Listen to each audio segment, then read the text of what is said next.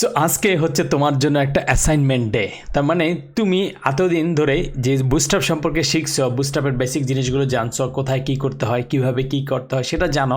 একটা প্রজেক্ট আমি করে দিছি, তারপর তুমি নিজেও একটা প্র্যাকটিস করছো। সো তোমার জন্য মোটামুটি বুস্টআপ সম্পর্কে অনেক দূর ধারণা হয়ে গেছে। এখন তোমার কাজ হচ্ছে এই জিনিসটা সম্পর্কে কিছুটা জ্ঞান অ্যাপ্লাই করা।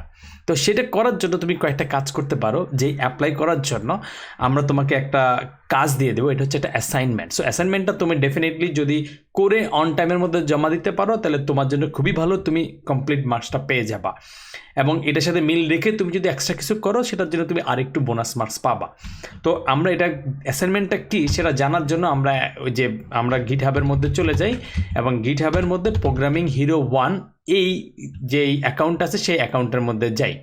সো প্রোগ্রামিং হিরো 1 এই অ্যাকাউন্টে যদি চলে যায়, জাস্ট github.com তারপরে প্রোগ্রামিং হিরো 1, সেইখানে যাওয়ার পরে আমরা অনেকগুলা রিপোজিটরি দেখব। তো এই রিপোজিটরির মধ্যে তুমি যদি সার্চ দাও, যে একটা সার্চ দিতে পারো তুমি যে ই স্কুল রিসোর্সেস, অথবা তুমি যদি সার্চও দাও স্কুল, তাহলে তুমি এটা পাবা ই স্কুল রিসোর্সেস।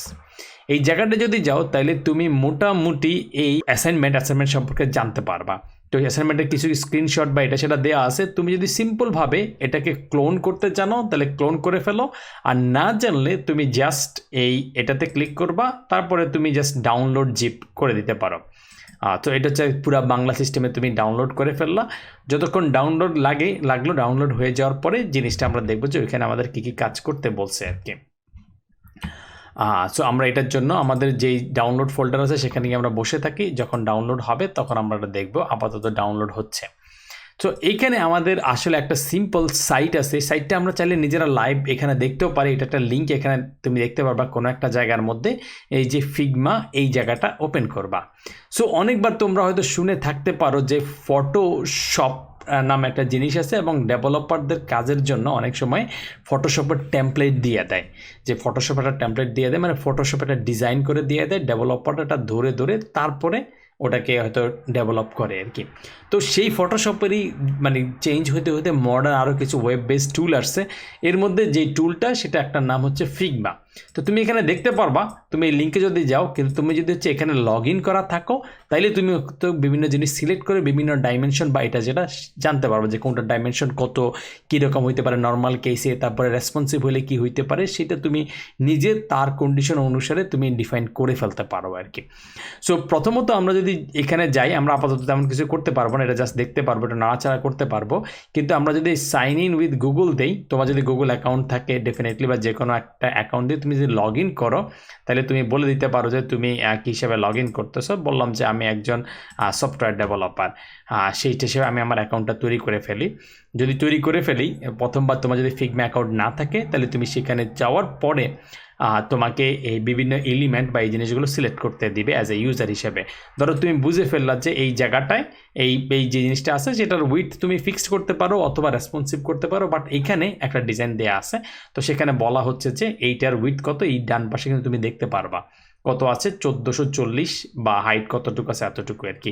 এই লেফট এবং টপ এটা তোমার কিছুটা কাজে লাগবে, এবং ব্যাকগ্রাউন্ড কালার কি তুমি কিন্তু এখান থেকে তুমি জেনে যাচ্ছ আর কি, তোমাকে কষ্ট করে হয়তো ওখান থেকে বের করা লাগবে না আর কি। সেমভাবে এখানে ধরো 4টা জিনিস আছে, চাইলে তুমি এটাকে একটু বড় সড়ো করে নিতে পারো, কন্ট্রোল প্লাস বা কিছু একটা চাপ দিলে তুমি এটা বড় হয়ে যাবে, আরও বড় করতে পারো। তুমি চাইলে এই যে স্পেস বার বা এতে চাপ দিলে তুমি এটাকে ধরে ধরে, আমি কিবোর্ডের স্পেস বার চাপ দিছি, চাপ দিলে এই যে আমার মাউস পয়েন্টারটা সেটা একটা হ্যান্ড হয়ে যাবে, ধরে ধরে আমি ইচ্ছা মতো চেঞ্জ করে ফেলতে পারে। ধরো আমি এই বাটনটার সিচুয়েশনটাই জানতে চাচ্ছি যে বাটনটা আসলে কীরকম আছে, এখানে কিন্তু আমাকে বলে দিচ্ছে এটা উইথ কত, হাইট কত, এবং এই রিলেটেড কিছু এক্সট্রা ইনফরমেশন থাকবে, বর্ডার রেডিয়াস কত। তুমি একদম হুবহু এক্স্যাক্টলি ওটা ইউজ করতে হবে এমন কোনো কথা নাই, বাট কালার বা কাছাকাছি তুমি একটা ইউজ করতে পারো আর কি।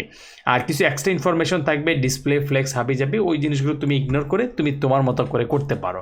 মেইন উদ্দেশ্য হচ্ছে তোমার বিভিন্ন ডাইমেনশনগুলো এই ফিগমা থেকে বের করে নেওয়া, এক্সট্রাক্ট করে নেওয়া। সেম জিনিসটা তুমি এই জায়গাটা করবা যে এইটার যে একটা এলিমেন্টসগুলো আছে সেগুলোর কী কী সাইজ আছে, এই আইকনগুলো আমি যেটা ডাউনলোড করছি সেখানে দেয়া আছে, কিন্তু এটার সাইজ কীরকম আছে তুমি কিন্তু বলতে পারবা, উইথ কত, হাইট কত, এবং এর পাশাপাশি সবগুলো বসছে, বা এইটার কী অবস্থা, তোমার এটার ফন্ট সাইজ কীরকম, বা ফন্ট স্টাইল তুমি যদি ইউজ করতে চাও তাহলে তুমি সেই হিসেবে ইউজ করতে পারো, না হলে তুমি নর্মালটা রেখে দিতে পারো। যাই হোক, তুমি এইখান থেকে একটা ফন্ট সাইজ বা কী অবস্থায় আছে, আইকনটার সাইজ কীরকম আছে, এই রিলেটেড ইনফরমেশনগুলো ধরে ধরে এখানে দেখতে পারবা। তো এইটা হচ্ছে তোমার মোটামুটি ফিগমা রিলেটেড তুমি যা দেখতে চাও, মানে তুমি লাইভ ইনফরমেশনগুলো এখান থেকে নিতে পারবা। নেওয়ার পরে তুমি চাইলে এখান থেকে যে কোনো একটা এলিমেন্ট বা আইটেম বা যে কোনো ছবিও কিন্তু তুমি এক্সট্রাক্ট করে নিতে পারো আর কি। তুমি যদি কোনো একটা লেয়ারকে সিলেক্ট করার পরে তুমি চাইলে আরেকটু চেষ্টা করলে এখান থেকে এই যে এক্সপোর্ট রেক্ট্যাঙ্গেল বা এক্সপোর্ট কোনো একটা জায়গা থেকে এখান থেকে সিলেক্ট করে করতে পারো। তো তোমার সেটা করার দরকার নাই। ম্যাক্সিমাম যেই ইমেজ বা আইকনগুলো আছে সেগুলোই আমাদের এই যে আমরা ডাউনলোড করছিলাম এই সাইট থেকে, কোন সাইট থেকে, এই জায়গাটা থেকে, এই যে স্কুল রিসোর্সেস থেকে করছিলাম, সেখানে তোমার এই আইকনগুলো দেওয়া আছে। এই যে আইকন ফোল্ডারের ভিতরেই তোমার লোগো, স্টুডেন্ট বা এই টাইপের জিনিসগুলো যেটা যেটা থাকা সেটা আছে, এবং কিছু ফটোজের ভিতরে ফটোজগুলো দেওয়া আছে। এমনকি তুমি যদি ফিগমা কোনো কারণে ইউজ করতে নাও পারো তাইলে তুমি এই eschool.png থেকেও তুমি ওভারঅল জিনিসটাকে দেখে ফেলতে পারবা। তো এইটা আমরা যেটা ডাউনলোড করছি এটা দেখি এখানে স্কুল রিসোর্সেস এই জায়গাটায় তুমি যেই আছে, আমি যেটা বললাম যে এই স্কুল পিএনজি, এটা যদি ওপেন করো তাহলে তুমি ওই যে ফিগমার মধ্যে যে জিনিসটা দেখতেছো সেটাই তুমি এই জায়গাটায় দেখতে পারবা।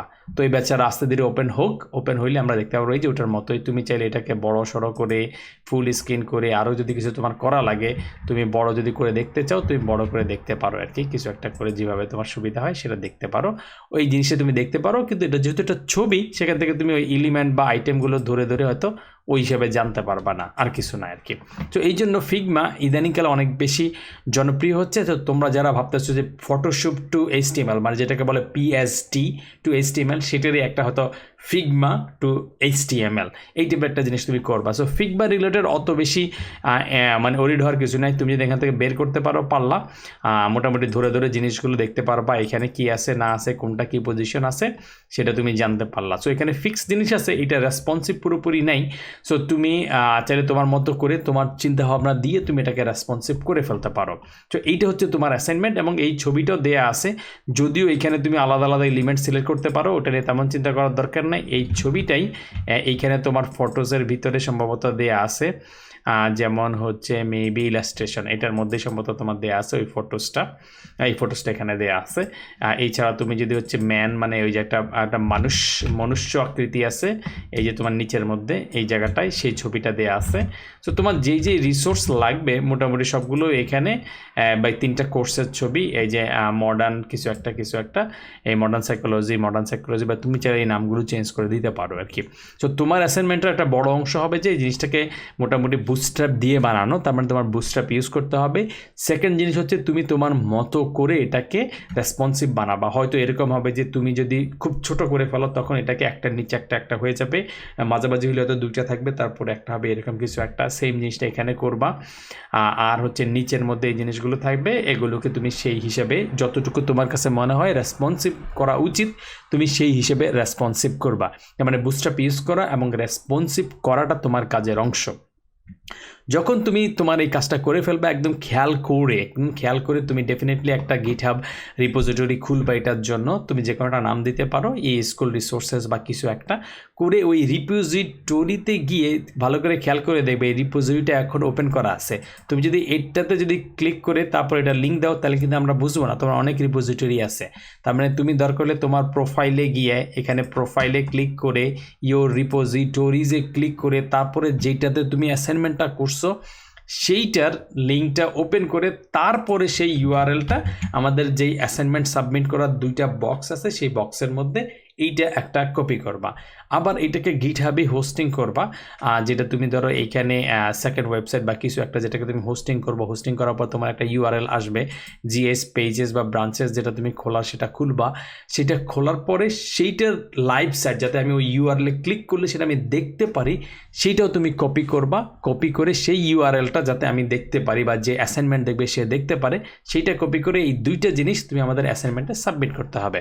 সো ফিগমা জিনিসটা তোমার জন্য যদি তুমি চেক করে ফেলতে পারো, এক্সপ্লোর করতে পারো, করো। না করলেও তোমার ব্যাকআপ অপশন হিসেবে ছবিগুলো তুমি এই যে আমাদের রিপোজিটরিটা দেখাইছিলাম যে একটু আগে, আমাদের সেখান থেকে তুমি নিয়ে নিতে পারো, যে প্রোগ্রামিং হিরোর যেটা একটু আগে ছিল গিটহাব, তারপরে হচ্ছে /প্রোগ্রামিং হিরো, তারপরে স্কুল রিসোর্সের যেটা ছিল সেখান থেকে তুমি ডাউনলোড করে নিতে পারো আর কি।